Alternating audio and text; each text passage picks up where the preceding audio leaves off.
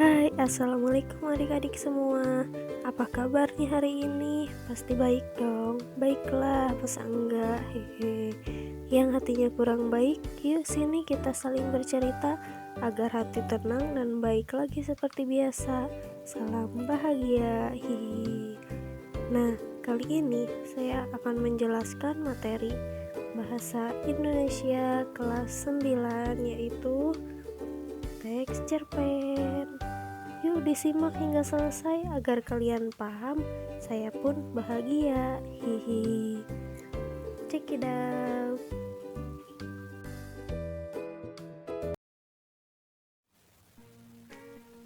Ada yang sudah tidak sabar?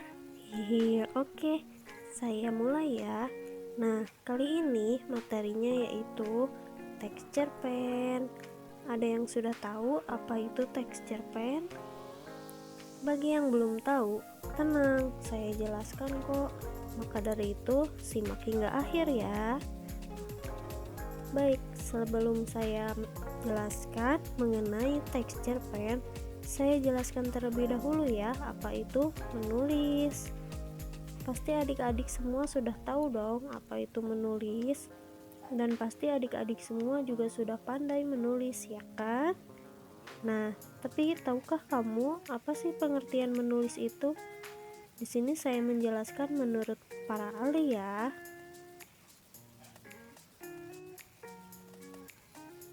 Nah, di sini ada salah satu pendapat dari Hargrove dan Bottit dalam Abdurrahman. Pengertian menulis adalah upaya menggambarkan tentang pikiran, ide, perasaan dalam bentuk simbol. Nah, di simbol di sini yaitu simbol bahasa penulisan. Bahasa penulisan inilah yang digunakan sebagai media sarana berkomunikasi secara tidak langsung melalui tulisan. Nah, tahukah kamu teks cerpen itu termasuk teks narasi? Lalu, apakah teks narasi itu? Menurut Goris Keraf, teks narasi adalah suatu karangan cerita yang menyajikan serangkaian peristiwa kejadian. Teks narasi tersusun secara kronologis sesuai dengan urutan waktunya. Peristiwa tersebut bisa benar-benar terjadi maupun hanya hayalan saja. Dari pengertian teks narasi saja, sudah diketahui bahwa teks narasi menceritakan tentang suatu peristiwa atau kejadian yang dapat berupa hayalan atau benar-benar dapat terjadi dalam bentuk paragraf. Pengertian tersebut secara tidak langsung sudah menerangkan apa itu teks cerpen. Gimana? Masih bingung? Wajar kok. Namanya juga belajar. Hihi. Nah, sekarang yang sangat ditunggu-tunggu yaitu teks cerpen. Dimulai dari pengertian ya. Yang pertama ada menurut Sumarjo pada tahun 2007. Cerita pendek merupakan fiksi yang selesai dibaca dalam sekali duduk. Oleh sebab itu, cerita yang disajikan dalam cerpen terbatas, hanya memiliki satu kisah atau peristiwa. Yang kedua ada menurut Suharyanto pada tahun 1982, cerita pendek adalah cerita fiksi yang bentuknya pendek dan ruang lingkup permasalahannya disuguhkan sebagian kecil saja dari kehidupan tokoh yang menarik perhatian pengarang atau penulis, dan keseluruhan cerita memberi kesan tunggal. Jadi simpulannya yaitu cerita pendek atau cerpen merupakan cerita yang menyajikan hanya satu permasalahan atau peristiwa, tokoh yang terbatas, dan hanya memiliki kesan tunggal. Cerpen dapat dibaca dengan hanya sekali duduk. Baik, yang selanjutnya ada ciri-ciri teks cerpen. Yang pertama, bersifat fiksi atau rekayasa sesuai dengan imajinasi penulis atau pengarang. Yang kedua, bersifat narasi. Seperti yang sudah diketahui sebelumnya, teks narasi merupakan teks berisi kejadian atau kronologi peristiwa yang ditulis dalam bentuk narasi atau paragraf. Yang ketiga, mengandung interpretasi secara langsung maupun tidak langsung. Interpretasi merupakan kesan yang diberikan oleh penulis terhadap tulisan yang ditulisnya. Keempat, ada pelaku atau tokoh utamanya. Di dalam cerpen, tokohnya tidak banyak dan terbatas karena cerpen hanya mengangkat satu peristiwa atau kejadian saja, sehingga tokoh di dalamnya hanyalah tokoh utama yang berperan penting dalam peristiwa yang diceritakan.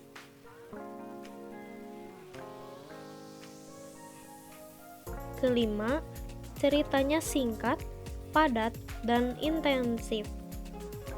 Maka dari itu, cerpen dapat dibaca hanya dengan satu kali duduk saja. Keenam, memiliki unsur-unsur di dalamnya seperti unsur intrinsik dan ekstrinsik. Ketujuh, bahasa yang menarik karena akan menarik perhatian para pembaca untuk lebih gemar dalam membaca. Kedelapan, memiliki kesan tunggal. Seperti diketahui, cerpen hanya memuat satu peristiwa saja, maka kesan yang ditimbulkan juga hanya satu atau tunggal.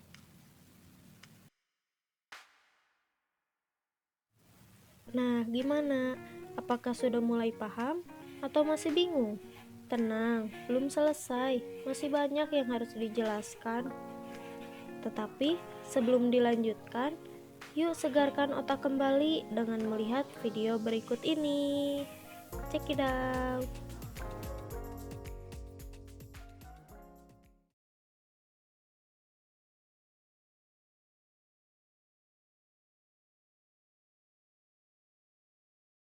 Belajar merupakan suatu hal yang sangat penting bagi kehidupan manusia, sehingganya perlu adanya pendidikan untuk tempat mencari ilmu pengetahuan. Dalam pendidikan, belajar merupakan keseluruhan proses kegiatan inti. Belajar adalah proses orang yang mencoba untuk mendapatkan perubahan perilaku secara keseluruhan sebagai hasil dari pengalaman individu itu sendiri dalam interaksi dengan lingkungan. Namun, tidak dengan siswa yang satu ini.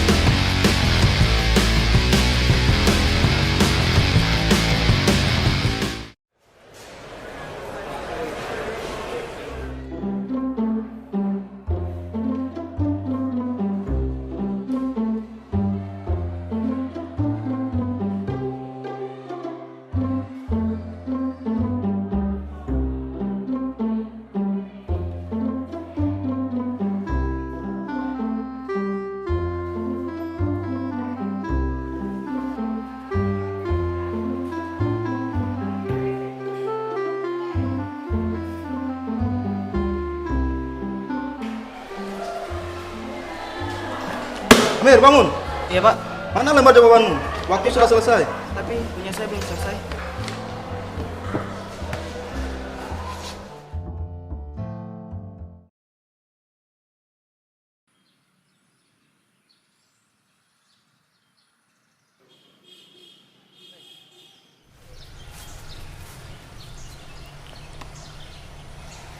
Kamu kenapa?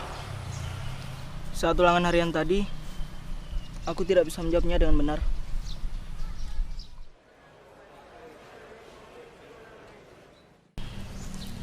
Memangnya semalam kamu belajar? Ya, belajar. Yakin? Coba kamu ingat lagi.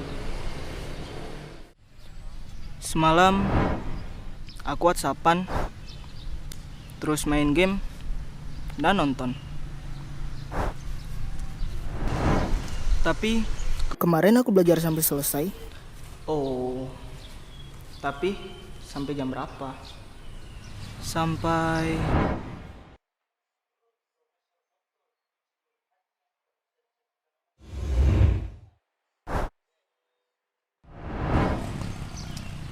subuh.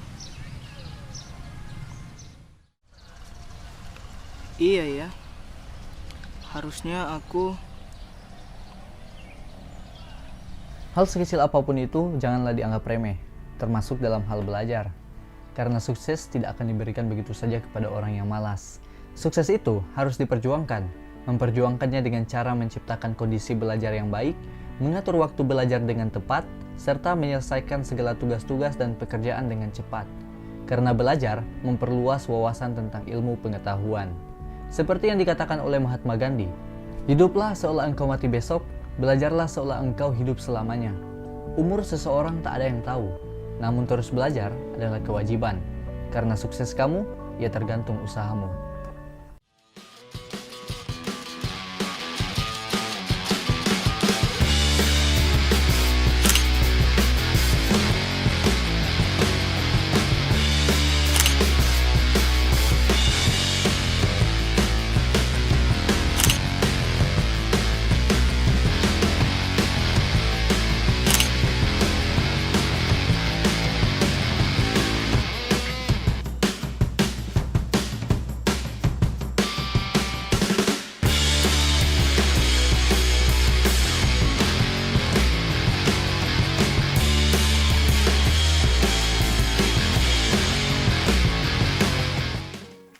Nah, gimana? Apa sudah termotivasi kembali untuk belajar?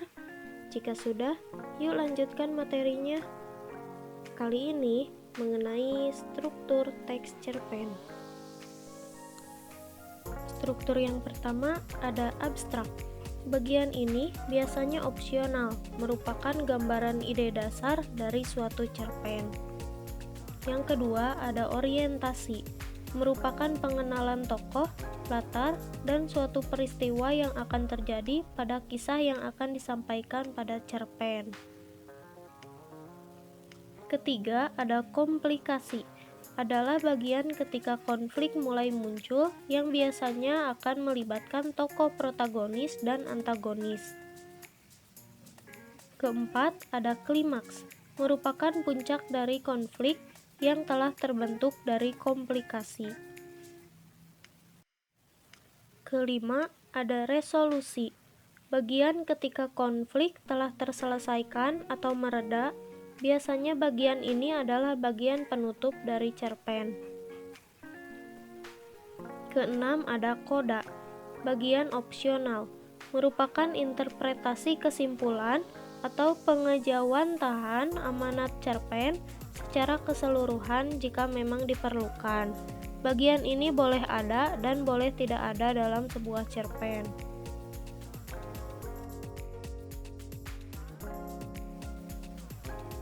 Bagaimana? Sudah ada pencerahan? Yuk semangat, materi masih berlanjut. Materi selanjutnya yaitu unsur kebahasaan teks cerpen. Yang pertama ada ragam bahasa sehari-hari atau bahasa tidak resmi. Cerpen merupakan cerita fiksi bukan karangan ilmiah atau non-fiksi yang harus menggunakan bahasa resmi.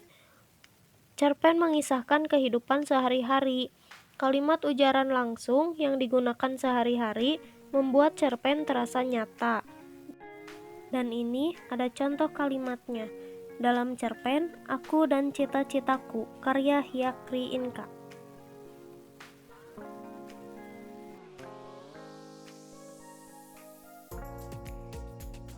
Yang kedua ada kosakata. Seorang penulis cerpen harus mempunyai banyak pembendaharaan kata. Pilihan kata atau diksi sangatlah penting karena menjadi tolak ukur kualitas cerpen yang dihasilkan. Dan ini ada contoh kosakata pada cerpen Aku dan Cita-Citaku. Yang ketiga ada majas atau gaya bahasa. Majas disebut juga bahasa berkias yang dapat menghidupkan atau meningkatkan efek dan menimbulkan konotasi.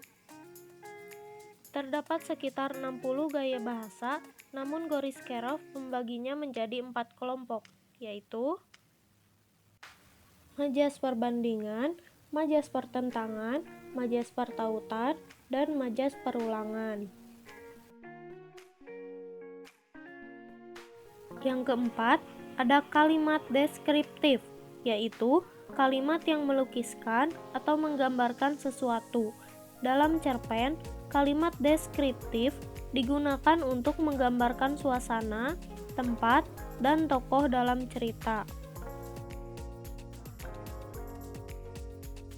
Berikut merupakan contoh kalimat deskriptif dalam cerpen Aku dan Cita-citaku.